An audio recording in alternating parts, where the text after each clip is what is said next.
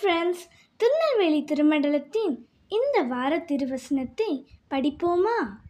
இந்த வார தலைப்பு நமது தேசம். பைபிளில் உபாகமம் 8ஆம் அதிகாரம் 10ஆம் வசனத்தின் பின்பகுதியில் இந்த வசனம் இருக்கு. என்னுடன் சேர்ந்து வசனத்தை படிக்கிறீங்களா?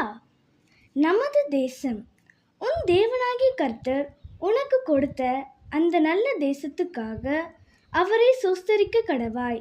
உபாகமம் 8ஆம் அதிகாரம் 10ஆம் வசனத்தின் பின்பகுதி.